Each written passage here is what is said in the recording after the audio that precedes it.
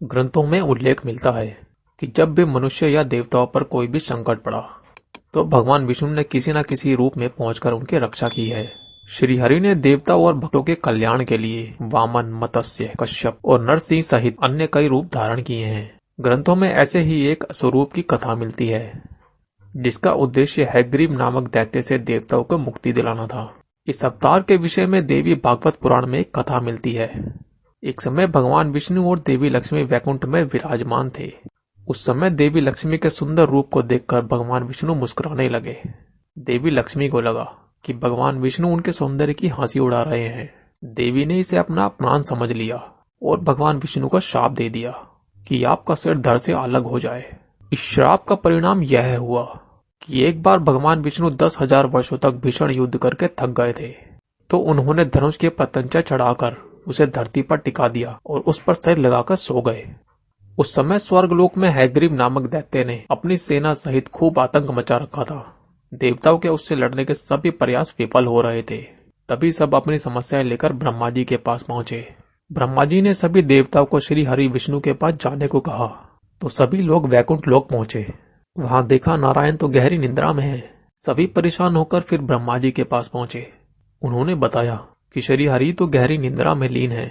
तो वह आपस में विचार विमर्श करने लगे कि भगवान विष्णु को किस प्रकार जगाया जाए कि उनकी निद्रा भी भंग ना हो और उनमें कोई पाप भी नहीं लेना चाहता था।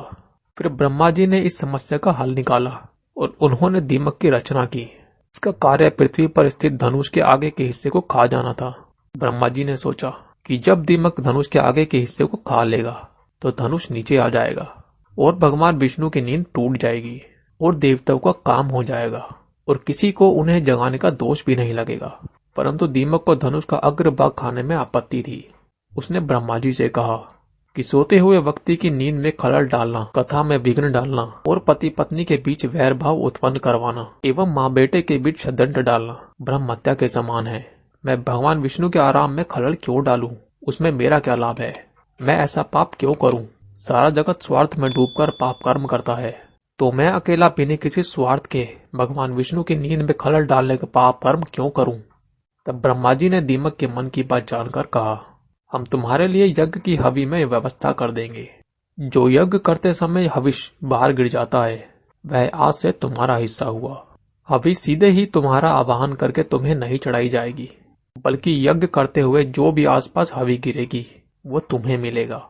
और कुछ समय बाद देवताओं ने यज्ञ का आयोजन किया। यह बात सुनकर दीमक उसका अग्रभाग काटने के लिए तैयार हो गया, लेकिन उसने धनुष की रस्सी काट दी जिसके सहारे भगवान विष्णु सो रहे थे। दीमक के डोर काटते ही उसी डोर से भगवान विष्णु का शीश कट गया। इसके बाद सभी देवताओं ने आदिशक्ति का आवाहन किया।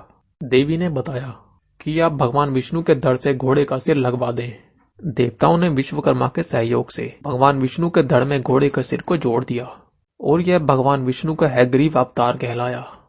इस अवतार से भगवान विष्णु ने हैग्रीव नामक एक दैत्य का वध किया था, जिसे देवी से यह वरदान प्राप्त हुआ था। उसकी मृत्यु केवल उसी व्यक्ति के हाथों से ही हो सकती है जिसका सिर घोड़े का हो और शरीर मनुष्य का। तरह भगवान विष्णु का यह अवतार लेना सफल हुआ और इसके बाद देवताओं को स्वर्गलोक प्राप्त हो गया।